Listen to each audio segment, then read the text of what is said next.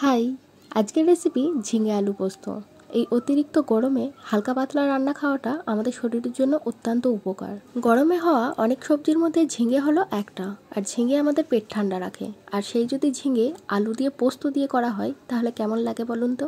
খেতে তো দুর্দান্ত লাগে, দেখতে যেমন ইয়াম্মি, খেতে তো ব্যাপক লাগে।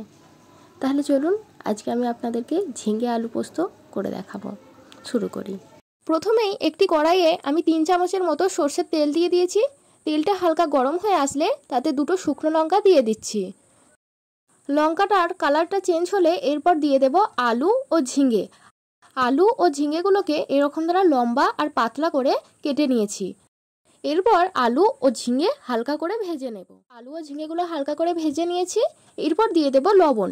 এখানে আমি আমার পরিমাপ অনুযায়ী লবণ দিয়ে দিচ্ছি। লবণটা দিয়ে আর একবার নাড়াচাড়া করে নেব। আর দেব 1 চামচের মতো শুকনো লঙ্কার গুঁড়ো। এরপর আবারও সবজিটাকে একবার ভালো করে নাড়াচাড়া করে নেব। এই রান্নাটা একদম হালকা পাতলা হবে, গরমের জন্য একদম পারফেক্ট। মশলার মধ্যে শুধু প্রয়োজন হবে লবণ আর লঙ্কার গুঁড়ো, এছাড়া আমি অন্য কোনো মশলা ব্যবহার করব না।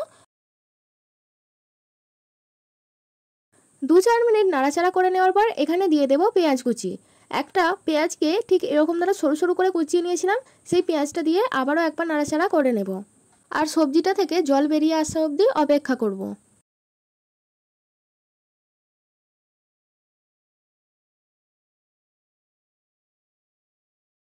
দেখুন সবজিটা থেকে কতটা জল বের হয়েছে। ঠিক এই পর্যায়ে আমি দিয়ে দেব পরিমাণ অনুযায়ী জল। এখানে ঝিঙে ও আলুগুলো সেদ্ধ হওয়ার জন্য যতটা জল প্রয়োজন তার থেকে ঠিক একটুখানি বেশি দিয়েছি। এটাতে কিন্তু খুব ঝোল থাকবে না, একটু বসা বসা পারা হবে। এরপর ফুটে আসা অবধি অপেক্ষা করব। ঝোল ফুটে গেছে, এরপর 10 মিনিট সময় নিয়ে ঢাকনা দিয়ে সবজিগুলো সেদ্ধ করে নেব। আলু ও ঝিঙে খুব ভালোভাবে সেদ্ধ হয়ে গেছে। এরপর আমি এই পর্যায়ে দিয়ে দেব পোস্ত বাটা। এখানে আমি 2 চামচের মতো পোস্ত বাটা দিয়ে দিচ্ছি। পোস্তটা দেওয়ার পর আর 1 থেকে 2 বার ফুটিয়ে নেব। তার জন্য এখানে পোস্ত বাটা যে জলটা ছিল সেই জলটা দিয়ে দিচ্ছি একটু। এরপর 2-1 বার ফুটে গেলেই ঝিঙে আলু পোস্ত রেসিপিটি আমাদের তৈরি হয়ে যাবে।